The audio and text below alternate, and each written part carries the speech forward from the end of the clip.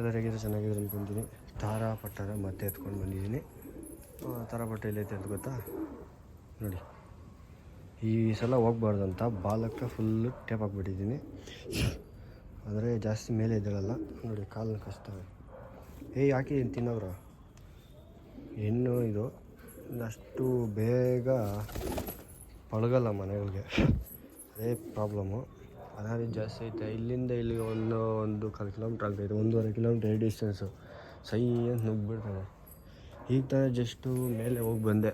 ಅಕ್ಕಿ ಬಾಜಿ ಮಾಡಿ ಅದ್ರ ಮೇಲೆ ಬಿದ್ದೋಯ್ತು ರೇಗ್ದವರು, ಗಂಡು ಅಕ್ಕಿ. ಎಲ್ಲೋ ಇದಂತ ಗೊತ್ತಿಲ್ಲ. ಬೆಳಿಗ್ಗೆ ಒಂದು 11 ಗಂಟೆಯಲ್ಲಿ ಬಾಜಿ ಮಾಡಿ ಅಕ್ಕಿ ಬಿತ್ತು ಅಲ್ಲಿ.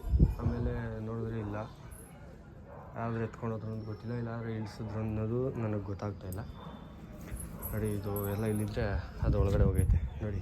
ಏನು ಚೆಕ್ ಮಾಡೋಕ್ಕೆ ಹೋಗೈತೆ ಗೊತ್ತಾ? ಗೂಡು ಹೆಂಗೈತೆ ಗೂಡು ಅಂತ ಚೆಕ್ ಮಾಡೋಕ್ಕೆ ಬಂದಿರೋದು ಇದು ನೋಡಿ. ಎಷ್ಟು ಚೆನ್ನಾಗಿ ಗೂಡು ಚೆಕ್ ಮಾಡೋಕ್ಕೆ ಬಂದೈತೆ ನೋಡಿ. ಗೂಡೊಳಗೆ ನೋಡಿ ಎಷ್ಟು ಚೆನ್ನಾಗಿ ಗೂಡು ಚೆಕ್ ಮಾಡೋಕ್ಕೆ ಬಂದೈತೆ. ಗೂಡು ಹೋಗ್ತೈತೆ. ಈ ಥರ ಗೂಡು ನನ್ನ ಫ್ರೆಂಡ್ ಹತ್ರನೇ ಐತೆ. ಸೇಮ್ ನಾನು 2 ಮಾಡಿಸ್ಕೊಂಡಿದ್ದು, ಅವ್ನಿಗೊಂದು ಕೊಟ್ಟು ನಾನು ಒಂದು ಇಟ್ಕೊಂಡಿದ್ದೀನಿ. ಅದು ಗೂಡು ಮನೆ ಚೆಕ್ ಮಾಡೋಕ್ಕೆ ಬಂದಿರೋದು. ಪಟ್ಟಗಳು ಫ್ರೆಂಡ್ಸ್ ನೋಡಿಸಿಲ್ಲ, ಸಾರಿ, ಓಕೆನಾ?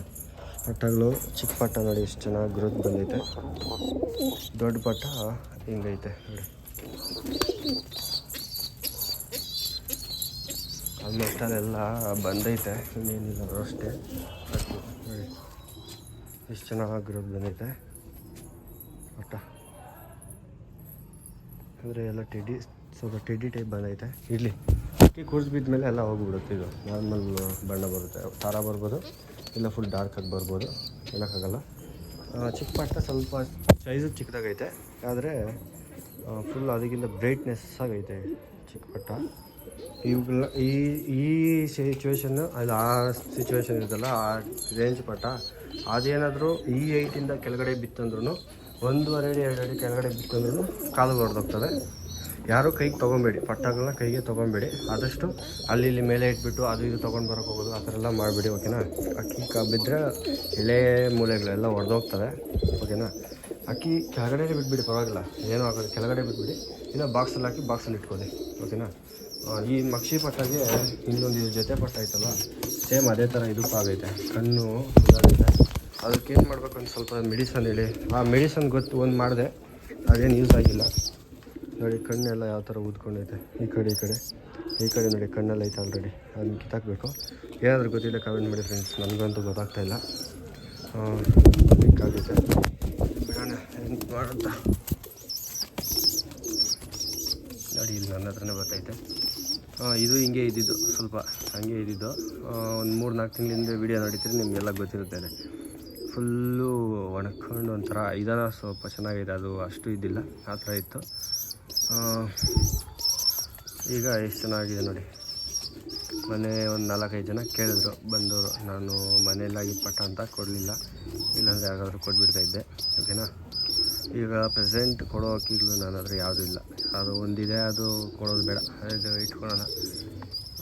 ಇನ್ನೆಲ್ಲ ಆಡ್ಸೋದಕ್ಕೆ ಇಟ್ಟಿರೋದಲ್ಲ ನೋಡಿ. ಆ ಪಟ್ಟ ಅಷ್ಟು ಬೇಗ ಚೋರಿ ಆಗೋಯ್ತು. ಅಂದರೆ ಅವ್ರ ಅಮ್ಮ ನೋಡಿ, ಆ ಮಕ್ಷಿಗೆ ಆಗಿರೋದು ಪಟ್ಟ. ಪಿಳಾಂಕ ಗಂಡು, ಪಿಳಾಂಕ ರೇಂಜು ಬೇಗ ಪಳಗುತ್ತೆ.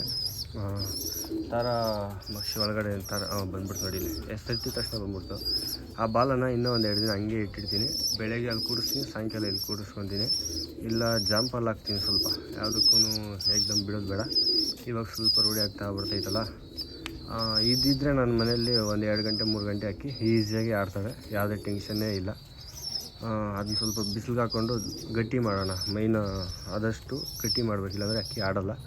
ಅದು ಸ್ವಲ್ಪ ಬಿಸಿಲಿಗೆ ಹಾಕಿ ಬಿಸಿಲು ಬಾಡ್ತಾರೆ ಫ್ರೆಂಡ್ಸ್. ಎಲ್ಲ ಕೋಲ್ಡ್ ಇದೆ, ಫುಲ್ ಮೋಡ ಮುಚ್ಕೊಂಡೆಲ್ಲ ಇದೈತೆ. ಛತ್ರಿ ನೋಡಿ, ಬೆಳಗ್ಗೆ ಎತ್ತಿರೋದು ಐಟು ಹಂಗೆ ಐತೆ. ಕೆಳಗಡೆ ಬಿದ್ದೋಗಿತ್ತು ಈ ತಾರಾ ಪಟ್ಟ, ಅದು ಮಾತ್ರ ಇತ್ತು. ನೆಕ್ಸ್ಟ್ ಡೇಲಿ ಸಿಗ್ತೀನಿ. ಅಲ್ಲಿವರೆಗೂ ಟೇಕ್ ಕೇರ್, ಬೈ ಬೈ.